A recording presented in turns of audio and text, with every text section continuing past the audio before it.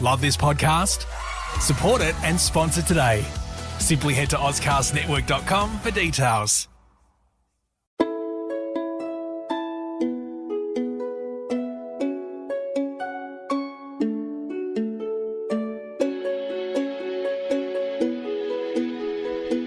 Welcome to Hong Kong Confidential.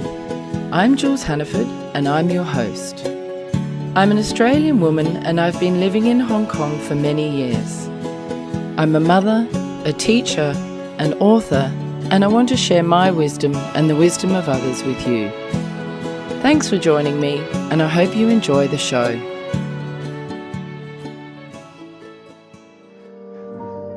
From life on a farm in rural Australia, where wide open spaces made a young woman yearn to know what was beyond her country town. She moved to the city, became a mother, and found her dream career which took her across the world. But still, something was missing. In her search for love, she traveled far, trusted deeply. She wanted so badly to find someone that she almost lost herself in the process, and learned some hard lessons along the way. Fool Me Twice, a new memoir by Jules Hannaford. Available August 20th on Amazon. Today I'm here with Trisha Yap. Hi Trish, thanks so much for joining me today. Thank you for the invitation. I'm completely honored. It's my first podcast. I'm actually really excited. Well, you know what? I Googled you and you are all over the media, so I'm absolutely on your first podcast. That's really amazing. So thanks for coming to meet me today. Trish, can you tell me a bit about yourself and how you came to be in Hong Kong? Quite simply, I'm a former management consultant that decided to basically follow her dreams and follow passion. I actually came to Hong Kong because, well, effectively as a trailing spouse. I did have a job over here, so that did help things. Randomly landed on the day the global financial crisis hit. Yeah, in 2009. Oh my God. Were you in the business, in the financial world? I was in consulting, so it wasn't as badly hit, I think, as the guys in banking and finance. And I was in technology consulting at PricewaterhouseCoopers. So I suppose, as my dad said, you always need an accountant. If you're good with numbers, become an accountant.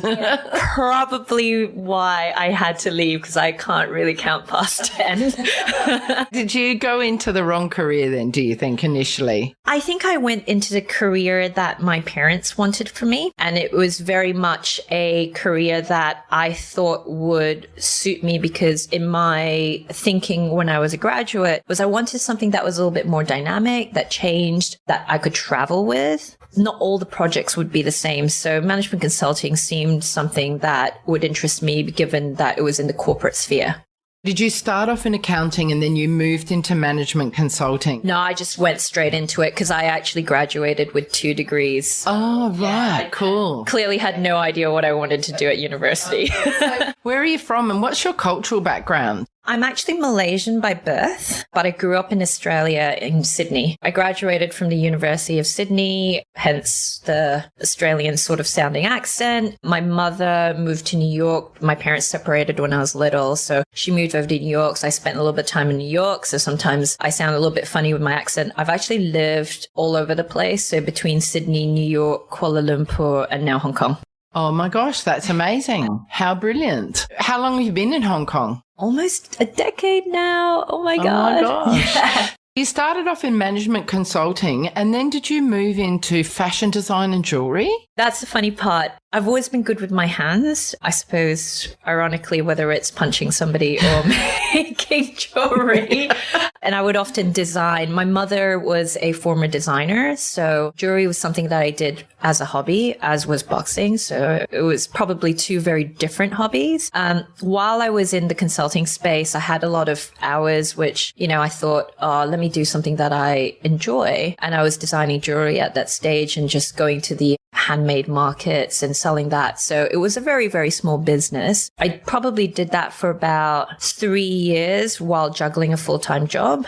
Wasn't too much of a juggle because it was more just when I made something, I would go to markets with it. But when I decided to finally actually change my career, that was probably the biggest change I've made in my life, actually. You moved from fashion design and jewelry design sort of as a creative hobby and management consulting, and you left that completely. And you became a renowned MMA fighter. For our listeners out there, Trish is a celebrated MMA fighter. And also, did you create Bikini Fit? Were you the originator of that? So I was one of the 2 founders of Bikini Fit. When I left PricewaterhouseCoopers, I wanted to actually go into fitness. And this is something that has fascinated me from a young age. I mean, as I was growing up, had a lot of, I came from basically a dysfunctional family. Sport was one of my very few outlets. And growing up in Australia in the 80s and, as one can imagine, sometimes being Asian, you kind of stick out like an outsider. And it was one of the things that, regardless whether I was playing netball or swimming or, playing volleyball or just doing something that was in a team environment and a sporting environment, I wasn't called out as a chink. I wasn't a nerd. I wasn't anything, but I was just playing sport.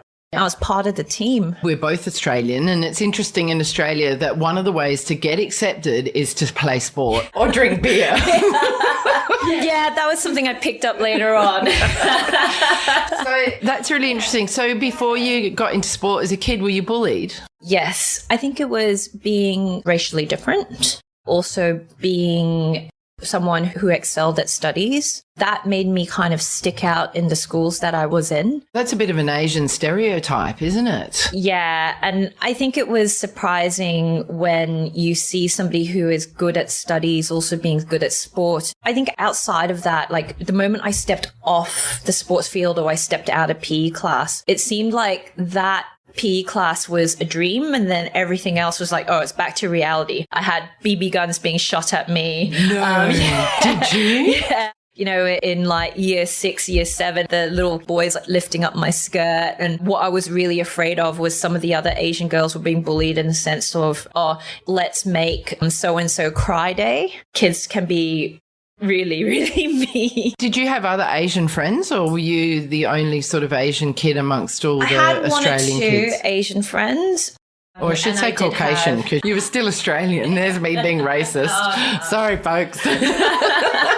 It's all about political correctness nowadays, right? We've got to try and keep on top of it. Yeah. I had 1 or 2 Asian friends. Were they bullied too? Australian friends, yeah. And it was funny because the typical Aussie friends that I had who were my friends were also bullied. So it was... So there's just a whole lot of bullying going on. Absolutely, yeah. That's so interesting. Yeah, but I think it was just a function of children being children. And it's almost like if you're the odd one out somehow, whether it's, it's that tall poppy syndrome we were talking about earlier. Yeah. So if you're doing well, you get knocked down. If you look different, you get picked on. Absolutely. Fast forward to, my early 20s, I used to love just coming out of work, whether it was lunchtime or after work, and working out. And I used to go to these group classes where you almost idolize the instructor because they look amazing. They have so much energy, so much passion, and you walk away inspired and tired physically, but you feel great mentally. And it was a dream to be like them. And I always thought I'm never going to be good enough. I'm not going to be strong enough. I'm not going to look muscular or slim enough to be them. I'm not pretty enough. I'm not athletic enough. And it was just a role or a job or a career, which was completely, I thought, was out of my own reach because I had set my limits that way. Right. So you had a self-perception, perhaps because you're a little bit shorter and Asian, and typically Asians don't become big and buff, but they can, because clearly look at you look amazing. Exactly. And I just thought, well, there was no way. So I never even gave myself that option, which looking back was probably a little bit silly, because now I look at the last 10 years of what I've achieved and that's amazing. I should have done this earlier. And that's really been when people ask me, what is my one biggest regret, is not starting earlier. Right. What age did you start moving into the fitness? I was probably 28 28, I think 29. Okay. So I'd started to get more interested in strength and conditioning. At the time, I had basically started boxing. I signed up for something called Hedge Fund Fight Night back in, I think it was 2010. Oh my God. So you trained for that? Is that how you got into MMA fighting? Yeah. A friend of mine said to me, let's be the first two girls to do this white collar boxing match. And I went, you have to be crazy. I'm not getting punched in the face. Like, this is the moneymaker. And she was like, no, it'll be fun. The training's free. I'm Asian, so this is where I can be completely stereotypical and went, training's free? Brilliant. I'll do it. And so we did it. There were a couple of other girls that were doing it at the same time, but we somehow got picked to fight each other. It's probably the hardest thing I've ever done in my life, like both from a physical standpoint and the fact that you really don't want to punch your mate. Yeah, sure. And I just went from there. And I think the courage and the tenacity that you develop and you realize that it is within yourself during that entire process allows you to kind of use that in the other aspects of your life that you're not so happy about. And I think that was this little push that I needed to realize, like, look, I'm doing a 9 to 5 or 9 to 9 in Hong Kong. Not very happy about it. I look around me. There's nobody that really inspires me. I don't really have a role model that I aspire to be here. Whereas all the role models that I look at are in an industry which I thought that is completely shut off to me. And I said, well, I'm a desk job person. Yeah, it's white collar, but I just got in a ring and got punched up. Was that the tipping point for you when you realized that if you could do something like that, then you could certainly move into the fitness space? Absolutely. I actually took a bit of a career break. I asked for a career break at the start. I was also mentoring with the Women's Foundation, and the current chairwoman now, Fiona Note, was my mentor.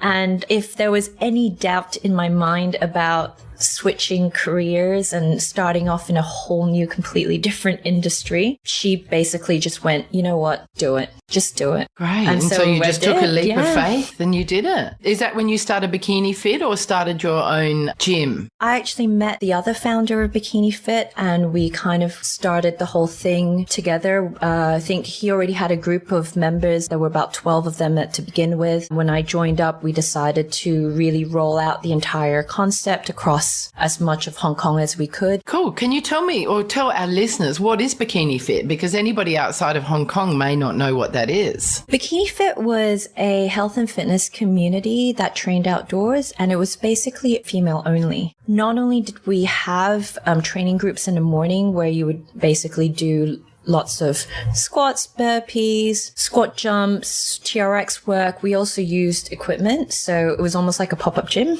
And in the evenings, we ran workshops. So we ran a lot of education because one of the frustrations when I first started working out in my teens and then in my very early 20s was there's a lot of information in the industry that can be very easily misinterpreted.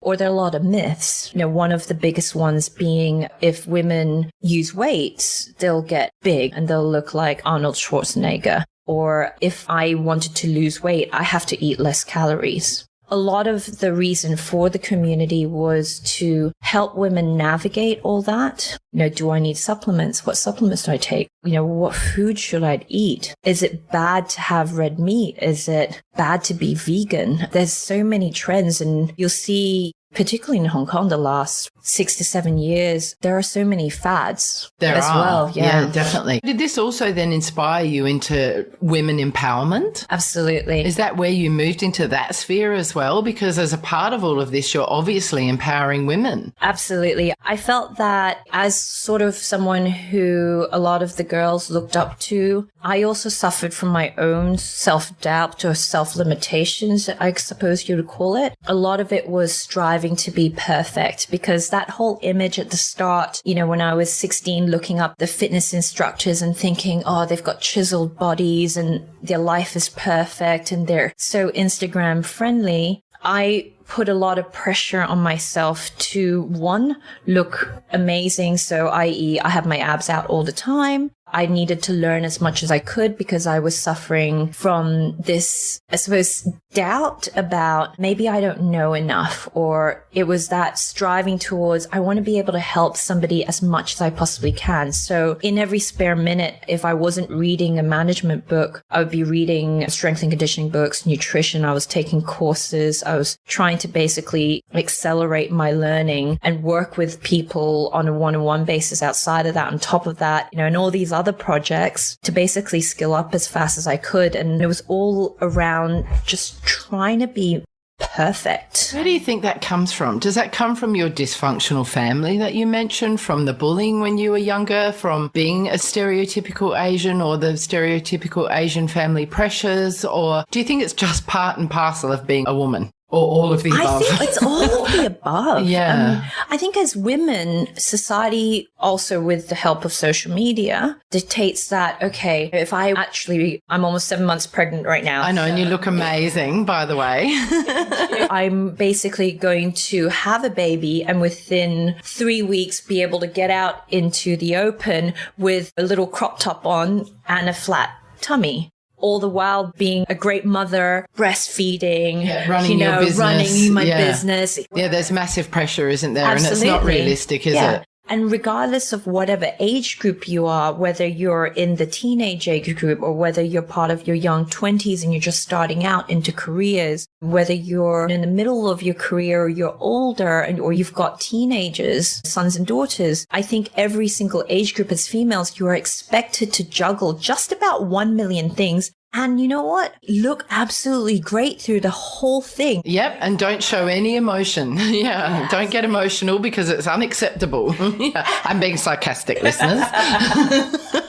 Because it's healthy to be emotional and show your feelings. But there's an expectation that women shouldn't be overly emotional or have their emotions fluctuate. And nobody talks about failure. They talk about, success all the time. This is the thing. You can learn so much more from your failures than your successes, can't you? Absolutely. And it depends on how you define what your failure and how you define what success is. Because oftentimes we define our success by what others think or what others perceive or what you think would be the best for you because of everything else around you or what media dictates. Yeah, all of that. And as you said, the unrealistic expectations that you put on yourself for all of those reasons we mentioned. And if you fail to reach whatever that 100% is in your head, you consider it as a failure when actually, when you really sit back and think about it, yes, what we're discussing right now, it is a first world problem. But in order to feel and be emotionally empowered and mentally empowered as a female or even as a man, you need to go, wait a second, realistically, what is success to me, right? At a stage in my life, success was just getting out of bed. Why is that? Did you have depression or was there something going on? Yeah. I went through a year where I lost my first business. I went through a very nasty divorce. And at the same time, I had an injury which doctors told me that I would never be able to compete again. It all kind of happened one after the other, and you kind of go... That was enough to knock you down. Yeah, every time you pick yourself up, it just felt like, okay, that's the lowest I could get. And then something would happen, and you're like, oh, wait, hang on a second. There is lower than that, and then there's lower than that, and there's lower than that. And you get to a stage where you're like, oh my God, I can't get anywhere. Did you just want to give up at that point? Oh, yeah. How did you pull yourself out of that? I think it took a lot of support, first of all, from people that were close to me and that understood it. And were you able to reach out? Because if you have that sort of perfectionist thing going on, it's very hard to ask for help, isn't it? Yeah, absolutely. I think there were 2 people in my life that reached out to me who realized that I needed someone to actually just put their hand out and go, you know what, grab it. There was that. There was just an inner emotion or I guess an inner belief where I don't really want to put myself in front of a car or a train.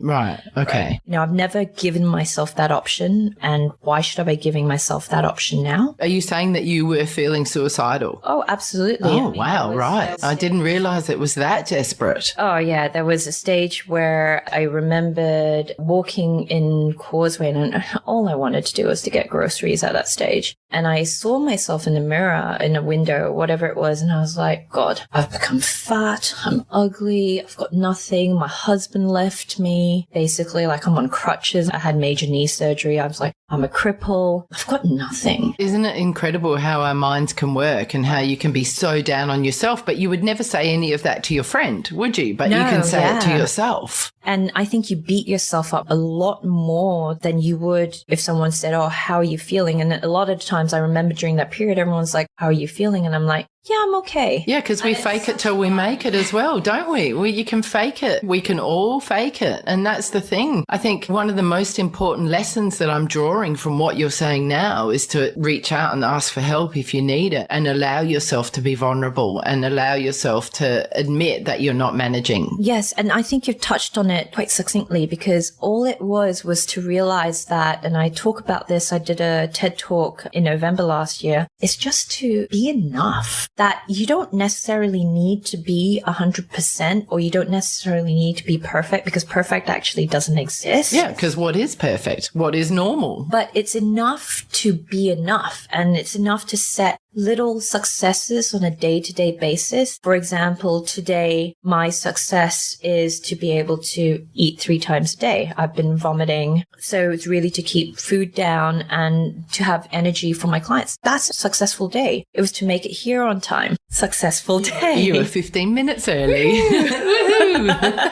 Oh my God. Well, thank you for coming. I didn't know you'd been vomiting today. What's going on? Are you not feeling well? I've been vomiting all throughout my pregnancy. Oh, no. So you've had just like, what's it called? The thing that Kate Middleton had? Hyperemesis. So it's like just continual morning sickness. Have you? Yeah, it's come on and off. It's getting better in my 3rd trimester now. So thankfully, like, it's not on a daily basis, but my first 5.5 months was a shocker. How did you cope with running your business and empowering women and doing all the things that you do and having that? Really, just basically think about what my priorities are. I say no a lot. And there's a massive lesson in that, isn't there? I say no more than I want to. I set my boundaries. After 9 p.m. is my time. I don't answer work-related messages. I don't send emails. Try and get everything out by 9 p.m. at night. I have hours in a day, and I picked this up from one of my mentors, hours in a day where I answer emails. I try to do a block in the morning, a block at night.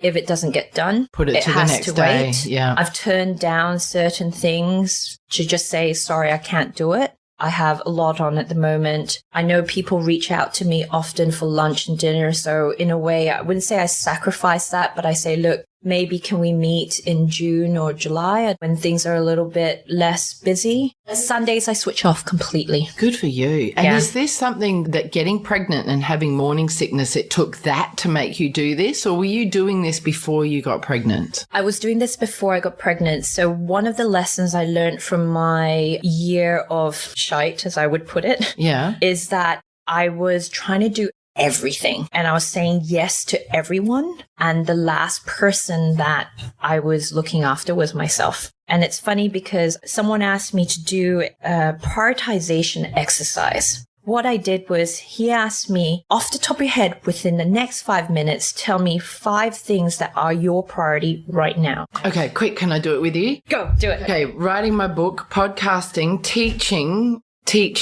and teaching. No. So writing my book, podcasting, teaching, sleeping. I really try hard to sleep. And my health, I guess. I'm not even prioritizing my health. Exactly. But I should now, be. Given those 5 priorities, what are the percentages you're putting to that? 90% is going into the teaching, podcasting and writing the book, and 10% is going into sleeping. No, 9% into sleeping and 1% into my health, because I'm not well, but I'm really not doing very much about it because I don't have the time. And based on those percentages, what should the percentages be? Well, they should be completely the other way, but I don't see any way out of it. I have created my bed and now I have to lie in it, and I've kind of got to get through the next steps. There's not much else I can do, but I need to learn from this and not to take on so much, and to shift it as soon as I get the opportunity, which will be soon. My book will be finished on the 10th of June. Yay! And being published on the 20th of August. Awesome. Fool Me Twice. You can get it on Amazon on the 20th of August. Please do that, folks. And then that can help me get on the bestseller list. After that, it'll just be teaching and podcasting. And then I need to just prioritize my health and my sleep, really, and socializing. And after talking through it, and you keep talking about your health and how you should be prioritizing it, do you start feeling like, okay, hang on a second. Wow, my life is skewed towards this whole working. And I've done nothing for myself. But in order to be the better version of yourself at work, in your personal life, etc., you actually need to invest in yourself.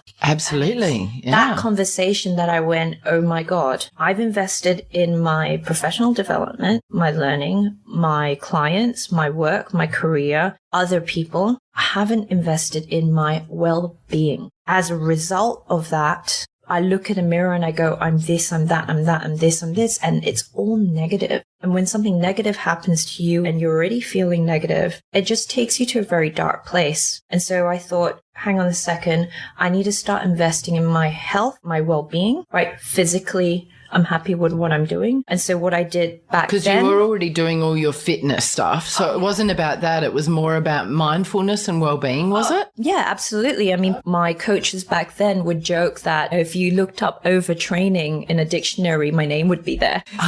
So are you an overtrainer? I'm an oversharer. At one stage, I was training twice a day, every day. Oh my gosh. Wow. So was part of your well-being cutting down on that a bit? Absolutely. And spending more time with myself. I went traveling. I decided to basically leave the very business that I loved and go off on trips. I went on learning trips as well as sort of, I guess, I hate to say it, but the whole eat, pray, love journey, except it was more like eat, eat, eat. A little bit of Tinder, eat. Brilliant. That's the way to get over a breakup. Travel, eat, and get on Tinder. Yeah. Awesome. Europe was great. Good for you. Holds a special place in my heart. Did you find baby daddy on that trip? No, thank God, no. Okay, cool. I actually met him offline in real life. Oh, did you? Oh my God, I don't know many people that do that these days. What was your secret? Did you meet him in doing stuff you're interested in or out in a bar? Ooh, that's really hard. Okay, so I met him in the elevator. What? Of the gym that I used to work out in. Oh, okay. So doing something that you love more or less. I had just done what I loved, and I walked into an elevator, and this random guy spoke to me. No way. And that's how it began. Oh my God, that's so romantic. See, guys, you can still meet people in elevators and at the supermarket. Just make sure you don't press the close button really fast. Yeah. Is that what you did? Nearly shut him out. Yeah, that's what people do in Hong Kong. Yeah, they do. They do. Because if you're pushing it really fast, that guy might just get in the lift. And then you stand right at the front of the elevator with your back to everyone. Yeah. So next time, stand at the back, looking at everybody and let people in. Yeah, that's a really nice little tip. I'm going to note that down. What other things did you do for your well-being in that time? You traveled and you... I let go. I think a lot of it was about letting go of simple things like I didn't track my food. I didn't track my sleep. I think at one stage I was tracking sleep. I used to get up in the morning and the first thing I would check would be, my Fitbit results. And if you see that you've been awake 25 times, you feel terrible immediately. It's like, oh my God, I've had a terrible sleep. But if you didn't have that stupid tracker, you wouldn't necessarily even know how much you've been awake, would you? Exactly. And I started trusting my gut a little bit more because there's nothing like waking up in the morning and not looking at a tracker and going, maybe if the tracker said, oh, you tossed and turned and you got up about 10 times, but you felt like you didn't. When you're using the tracker, you go, wait a second, I feel good, but the tracker says I woke up 10 times. So should I be feeling good or should I not be feeling good? And I think women tend to overthink that. Even with calorie tracking, when I work with a lot of female clients now, my directive to them is, I don't want you to track your calories. I want you to track your energy and how you feel after a meal.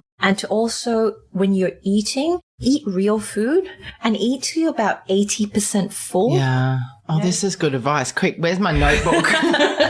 But that's right. Eat healthy food. Don't overfill. I'm a fast eater because I'm so busy. So I eat like a beast. And then it's just like I've overfilled myself and eaten too much. I don't mindfully eat at all, ever really, hardly. And that's really good advice. And that's the way to do it. And then you eat your 5 food groups and just eat well. Yeah. And don't eat processed crap. Yeah. So I was at the Irish Strength Institute and they have around food, they had this really amazing tip. It's a 5, 10, 15, 20 rule. And you spend 5 minutes just being present. When you're eating, you're eating. You're not working and eating. You're not watching TV and eating. You are eating. You spend 5 minutes going, I'm going to have dinner or I'm going to have lunch.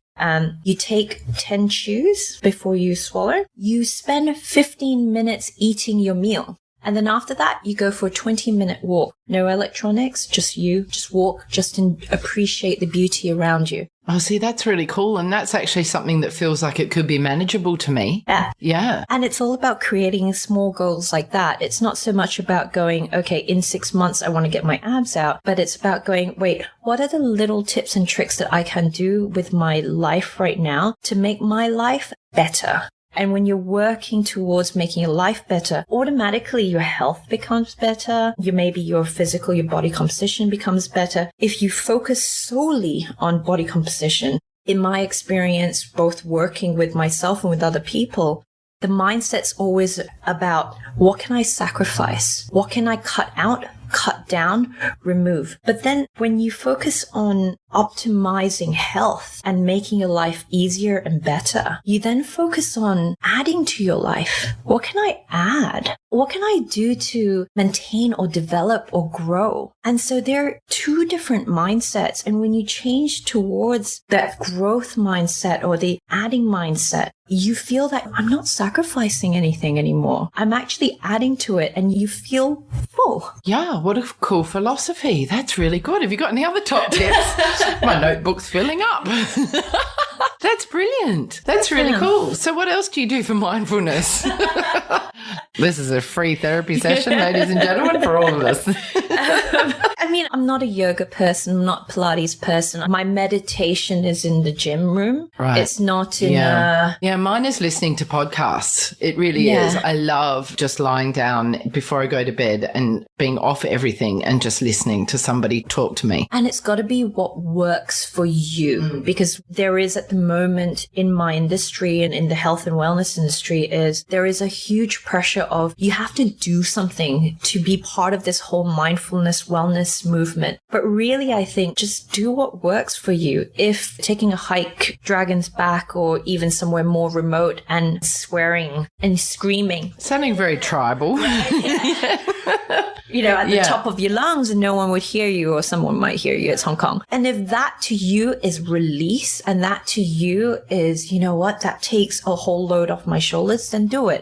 If the simple act of speaking up for yourself or speaking your mind, so important. If that helps you release, then you know what? Do it, because you feel better for it. I was speaking to a client this morning, and one of the greatest things about her is that she takes what she has done in the gym and she translates it to real life. So, she never thought she could deadlift 75 kilos. For some people out there, it might be nothing, but for her, it was huge. She's in her late 40s. She's got kids in university. She is completely stressed out at work. And the other day, she didn't just deadlift 75 kilos once. She deadlifted it, I think, probably about 8 times. Wow, that's awesome. Which is huge. And she said that day she went to work and she'd been feeling super frustrated at work. And she just told her boss what she thought. And she said, you know what, Trish? My life changed at that point. Because when he knew what I thought everything at work changed that little bit. And it's actually better. And she did it again the day after. It's incredible because she's like, oh, I feel so much less stress. Yeah, it's a release, isn't it? Yeah, that's amazing. Yeah, it's so important to find your voice. I think that's a huge lesson and something that I've learned recently through going to life coaching. And it's been really helpful, but I can't do it all the time. But I'm working on it. And you've got to keep reminding yourself, don't you, of all of these things that can help you and make you feel better. Absolutely. I think that's what's gotten me in towards the more holistic coaching. Of course, I'm still learning lots about strength and conditioning and the human anatomy. And lately they're saying fascia as its entire own nervous system. But also I think there's another side to coaching, which is to do with positive psychology, understanding hormones, understanding a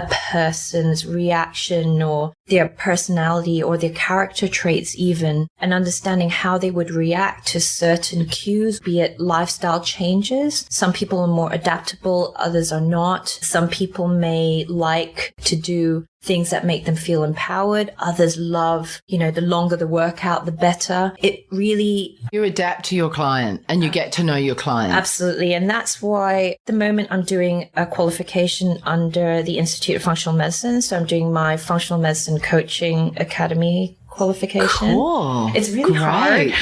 Oh, good for you. Yeah. And you're pregnant. Your brain goes to mush when you're pregnant.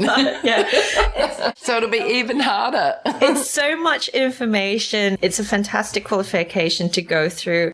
More for the practical work. That's been really, really tough. I did put it on hold for the last 1 year because of my role over at the Goji Studios, where I'm looking after the fitness side of things and I'm helping develop the coaches over there. And that took quite a fair amount of time, and it's still taking me pretty much my entire day. I did have to put it on hold, and that was part of my ability to say, you know what? I love doing this. I don't have time to be fully present in it right now. And if I'm doing something for the sake of getting a piece of paper, then that's probably not the right way to do it. But give me a year, let me focus on X. Then the year after I go back to it, I can fully put everything into it. That's another thing that we'll be picking up in August. That's really brilliant that you've got that opportunity to be able to dictate where you take the pedal off and where you put it back on again, because you're working for yourself. Yes and no. Because I don't feel like I've got that luxury in a way. I think it's about going, well, what areas do I need to prioritize, right? And what's really important for me? If I don't get this qualification this year, what are the consequences?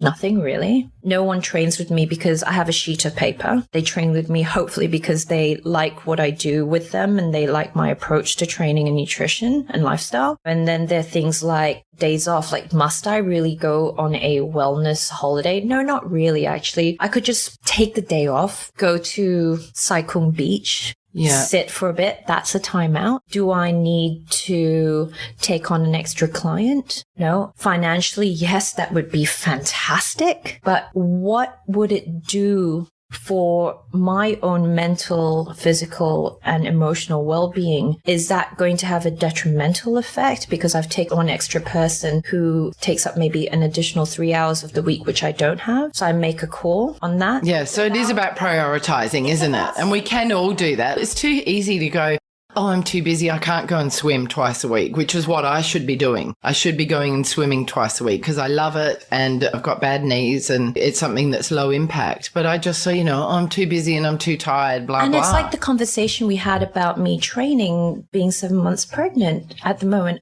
People think that I'm training every day. No, I'm not, because you know why? I can't train every single day because some days I don't have the time. At the moment, moving is one of my many priorities, but hard training when I'm pregnant is probably not the best thing for me. And you haven't been well. Yeah. Yeah. And I'm training on the days that I feel great to feel better.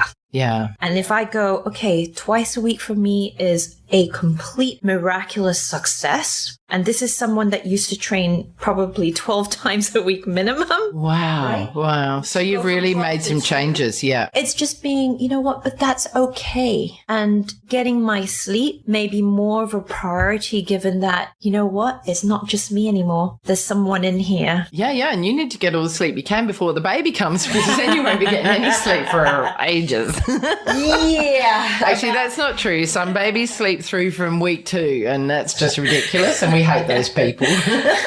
Well, that will be a stress for the next 18 years. I love the name Warrior Academy. How did you come up with that name? This is the name of your gym, isn't it? Yes, it is. Warrior Academy, because actually my business partners also had Warrior Hong Kong, so we wanted to use the word warrior. But Academy because of the fact that we didn't want to be just a gym, right? We wanted to be a community that educates. And a lot of the times when I'm coaching someone, I actually don't coach people any differently from my coaches. There might be less of a dialogue, but I still try and explain why they're doing something, how they may feel during and after, and what they are preparing for in the next 3 weeks. If I know that the person's goal is to do 1 pull-up, I go, okay, well, let's space it across the next 12, 16 weeks. We need to lay some foundational work first, and we'll do this for 3 weeks. And we're prepping you to be able to do X, Y, and Z before we move on to do A, B, and C. It's Academy for the reason of we do run workshops where I can. Either I take it or whenever I have some of my network that I have coming through Hong Kong, we try and hold as much seminars or workshops and special classes as much as we can, just so that people learn and our members learn. So it really is holistic coaching, isn't it? It's even more than, it's not like having a personal trainer. It's like having a fitness and life coach. That's really cool. Yeah, that's what we try to do. I mean, all the coaches are great. We know everyone mostly by name. We know what their challenges are, and we try and encourage them to keep track of their progress. And all the programming, on, especially on the fitness side, is done in sort of like in periodized blocks. Over on the martial arts side, it's really about encouraging people to come out of their shell and learning things that they may necessarily not learn or maybe not want to do. I mean, if nobody had pulled me, my girlfriend Rachel back in the day never pulled me to do white collar boxing, you wouldn't be where you are today. I wouldn't be here. I'd be at a desk still in a firm which I was like, oh God, this is going to be for the rest of my life.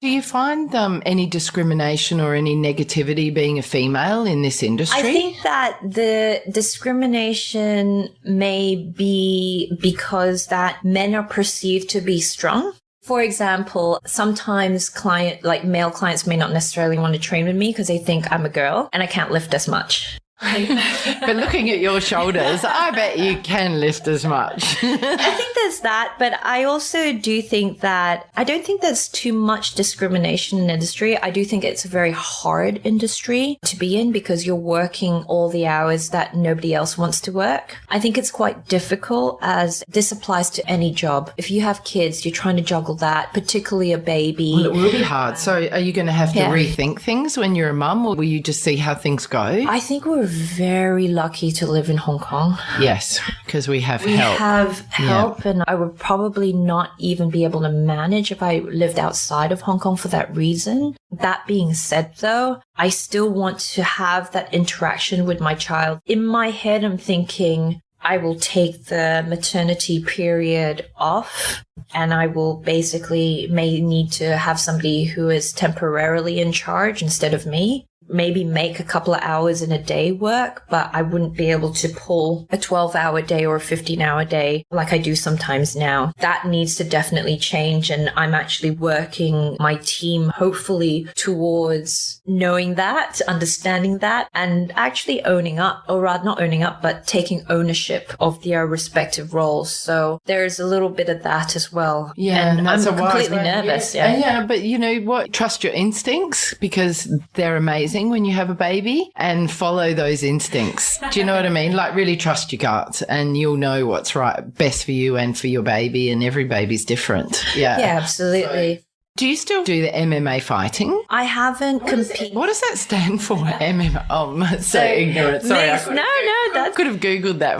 That's okay. What does it stand for? MMA stands for mixed martial arts. If you want to think about mixed martial arts, it's basically taking all the different martial art forms, whether it's Taekwondo, karate, Western boxing, Brazilian jiu-jitsu, wrestling, Sanda, which is free-form fighting, Muay Thai, kickboxing, all of that. You put it in a wok and you stir-fry it. That's pretty much mixed martial arts. Depending on the competition or the promotion that you fight with, they have different sets of rules. Those rules could differ. I mean, for example, one promotion would allow a soccer kick in the head. Not fun. Others would not. But largely enough, you do fight within a weight class division. You obviously fight someone of the same sex, and you fight for 3 rounds of 5 minutes. Okay. Yeah. And how many titles have you won? I've actually only done one professional fight. I did lose that. Oh, okay. Unfortunately. It was funny because I was in a really great state of mind before the fight,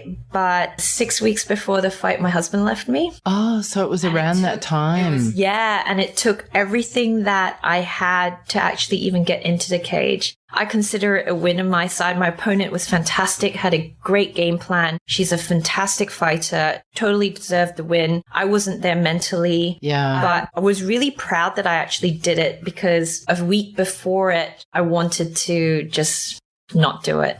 Good on you. That must have been really difficult and a huge turning point for you probably in your recovery from the breakup. Oh, absolutely. I mean, at that time when I walked into the cage, all I could think of was, I just need to survive. And I think I did great for the 3 rounds. I don't remember much of it, funnily enough, but I do remember the people around me. And my 2 biggest supporters in life were there, and I can't thank them enough, because they were there not just for that fight, but they've been there ever since for me. Oh, that's great. And I think just by making a point and saying, you know what, I'm not giving up. I can't throw the towel in before the fight's even started. That's silly. I think that was a great experience in itself, and I'm really looking forward at one stage to getting back in. So it was supposed to be this year. Yeah. You I'm sorry, I don't want to break it to you, but you can't do it pregnant. I'm just battling gestational diabetes right now.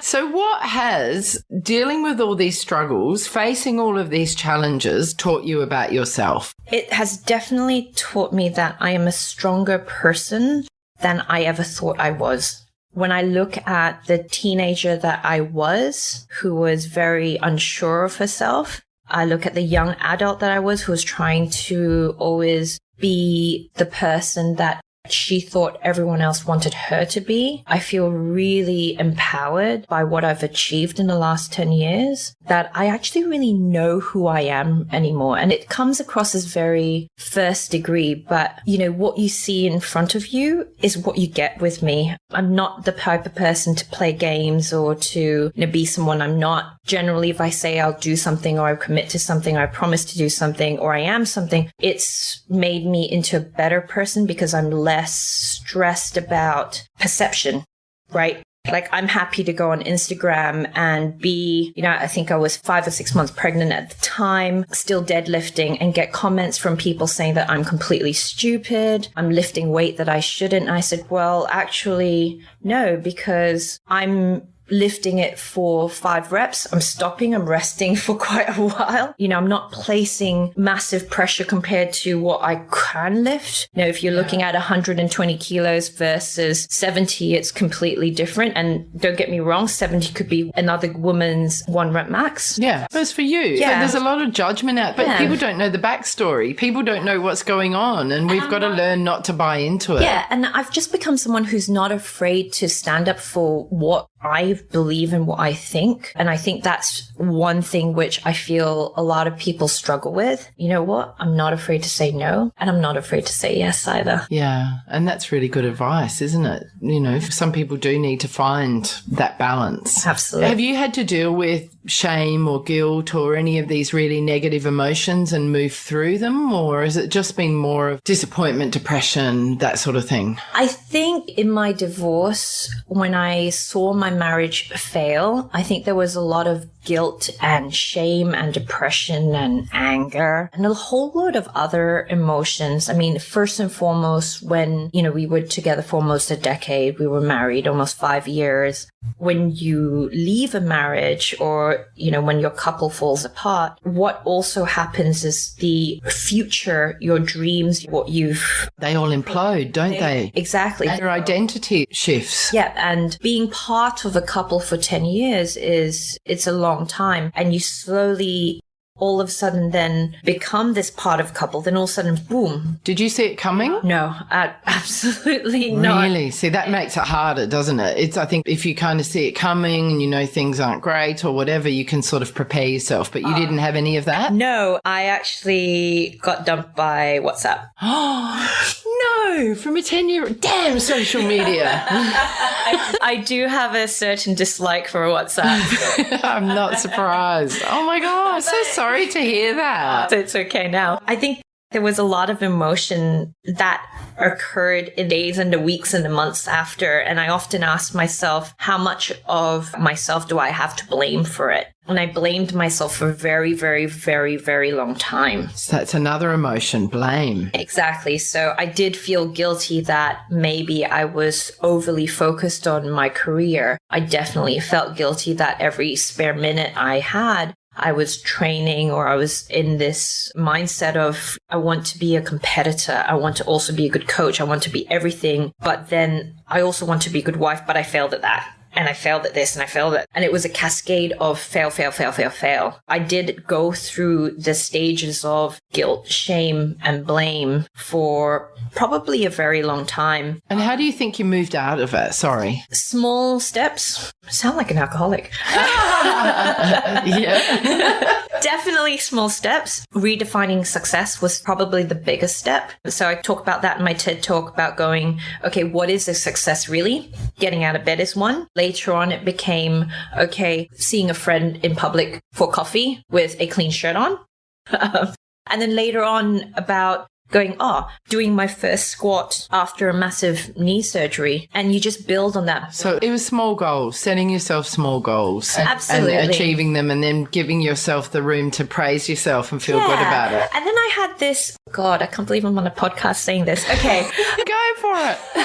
We love I had a mini project that I didn't tell anyone about, and now the whole world knows, called Project 100. I don't know why the number was 100. It just sounded like a good triple-digit figure. Back in the day, I wanted a 100-kilo deadlift. Now I want a 200-kilo deadlift. It was to do with going on 100 first dates. Really? You set yourself a goal for 100 first dates in Hong Kong? Who can get 100 dates in Hong Kong? I got nowhere. I didn't even get anywhere near 30. So, yeah, that's... But anyway, good on you for setting that. But what I did was I learned a lot about what I wanted, and not in a partner, but actually what I wanted for myself. There was a guy that was really funny. It seemed like it was the entire date was an interview. So he had like a checklist. Did he? Like what? He literally pulled it out on the table? No, but I thought he had it hidden somewhere because it was like, how do you feel about animals? Oh, how do you feel about your divorce? What is your favorite color? Like, what are your plans in the next 5 years? I was like, oh God, I don't know. Yeah. Sorry, my friends just text me. I've got to go. There's an emergency. So I knew I didn't want a checklist guy. But you learned what you wanted and Absolutely. more about yourself. More about myself than other people, I think. And it was also a way to kind of go, the last time I dated, technology for dating didn't exist. And you would meet people at house parties or friends' parties, etc. Whereas this one was a little bit different. But I think what it really, really taught me was I shouldn't be the person that I think I want to be, but I should rather just be the person I am right now. And be happy with that. Exactly. And being able to put my foot down and saying, you know what, lovely meeting you, but I'm better off as acquaintances or friends. Or like, I met some amazing people out of it who are still friends, who are in their own right incredible. And, we still talk, which is great. And like, it was more about becoming free in that sense of, free to be me. Oh, I love that. Free to be me. I know, it sounds That's awesome. Sounds like an ad. Yeah, that's going to be your podcast ad. There's the quote I'm going to use. Oh, God. That's great. And there's the title of the podcast, Free to Be Me. Yes. That's great. Project 100 didn't even hit 30, but hey. But what a great idea. Exactly. That's good. Next thing I know, I'm pregnant. Woo! Yeah. And you met the guy in the lift. Yeah. It was my very last date. Oh, brilliant. That's so fantastic. So, Trish, if you had your life over, would you do anything differently? I would be a lot more confident to trust my gut instinct very earlier on. And even then, to be honest, I don't really regret anything. Like I said earlier in this podcast, the one thing I do regret was not pursuing my passion earlier. And I truly do believe that, you know, when you face possible financial difficulty, if you want to change that career, you set self-limits or whatever limits that you think it is, whether it's like, oh no, I won't have enough money to pay rent. My friends will hate me. My parents will disown me. I don't want to be the tall poppy. I don't know if I can even do this. But if it is truly something that you want to pursue, when you do pursue it and you pursue it out of passion, you do it well, sky's the limit. There really is no ceiling. It's really true. And you just can never know the rewards that you will get. You can't even imagine what you will get out of pursuing your passion because you don't know until you do it. And then all of these things come to you tenfold that you never even expected. And that's certainly what I'm getting from my podcast by meeting people like you. You know, you've inspired me to do a few things and make a few changes just from this conversation. But look at what you've done. Yeah. You're inspiring Hong Kong. You're writing a book. I know, that's scaring me. That's giving me anxiety. But that's amazing. And had you not started these podcast series, maybe that book wouldn't have been. It wouldn't have, because I interviewed the woman who's now my agent from the online author's office. And also having everyone share their stories and their secret and opening up to me, it inspired me to open up in my book. And now I've got anxiety.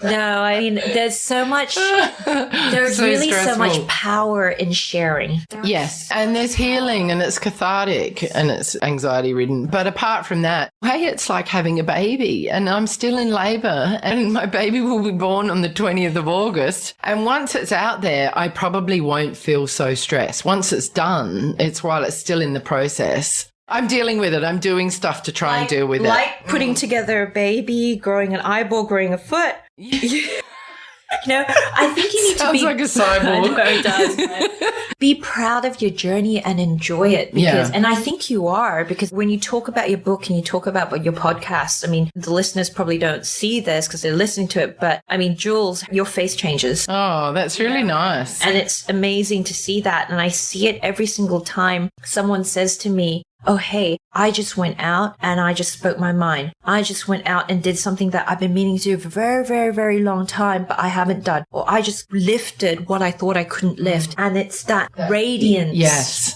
That you go, wow. For our listeners out there, what is it that you really want to do that you haven't done? Go and do it. Absolutely. Do it, say it, be it. Oh my God, there's another tagline. Full of taglines today. I'm on a roll. So, Trish, if people want to listen to your TED Talk, what's it called? It's called Grit, the Role of Perseverance in Success. Pretty long title. I like it. I haven't listened to it. I'm going to do that on my way home. I'm going to check it out. And if people want to get in touch with you for coaching, for training, just to be totally motivated like I've been, how can they do that? My Facebook profile, fortunately, unfortunately, is public. So just look for me, TRICIA YAP. You can contact me through there. I'm always on Messenger. I've got an Instagram, which is pretty much my name without full stop. Just go TRICIA YAP and reach out to me there. And even if you don't want to train, you just want to have a coffee or a chat or be inspired. Yeah. Or you might be going through a difficult time and you need someone who is completely, I'm not a psychologist, but I'm just a shoulder to cry on and so a sounding board. Go for it. I've had lots of women reach out to me post my TED Talk because they've been going through either similar experiences or challenges. And I mean, that's something that I feel really passionate about is helping other women empower themselves and for them to pay it forward. So yeah, even if it's a small coffee or conversation or even a WhatsApp chat, please do, because remember that you're not alone, first of all. Everyone goes through a shit point in life where maybe it is, even as a stranger, reach out to you. You know, if you're facing a very dark place and you're thinking very dark thoughts, know that you're not alone and there are people who care, even if they don't know you at the moment. Yeah, absolutely. There are. And it's not always going to be as dark as at this moment. And there are ways out of it. So, you know, reach out and ask for help. And if anything, I mean, find your tribe. And find your tribe. Yeah. And you know what? There is a lot of stress relief in putting some gloves on and just punching the crap out of something. Awesome. Please don't make that your partner or your punching mate. A punching bag. But yeah, and fitness can, you know, it releases endorphins and it's good for the soul. Yeah, whether it's walking, dancing, yogaing, beating something up, lifting a weight, just come in, do it, you know, go somewhere. There's plenty of gyms around Hong Kong, not just mine. Plenty of amazing coaches as well in this city. I think we're really blessed to have a really great community. This city is full of amazing people, and that's what I'm learning. Exactly. Yeah. So go in there and just do something that you never maybe thought you wouldn't do, or if you've come off the wagon, jump back on it. Yeah, awesome. Trish, thank you so much for meeting me today. It's been absolutely amazing talking to you. Thanks so much. I'm going home to eat mindfully and then go for a walk for 20 minutes. 5, 10, 15, 20. Thank you. Hi, Confidants. I want to tell you about my Patreon page. I've joined Patreon in the hope of getting sponsorship for my Hong Kong Confidential podcast. Patreon is a great way for my listeners to get on board and sponsor me with monthly payments, and that goes towards my production costs and rewards for my members. If you're interested in checking out my Patreon page, please go to patreon.com and search up Jules Hannaford or Hong Kong Confidential. I would really appreciate you visiting my page.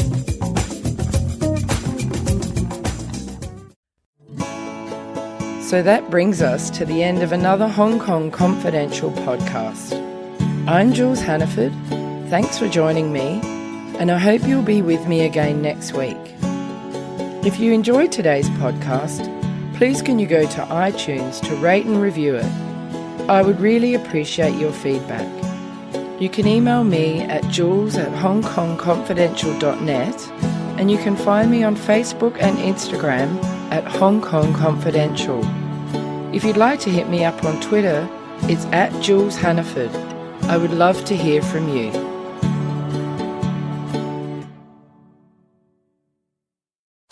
Love this podcast? Support it and sponsor today. Simply head to AuscastNetwork.com for details.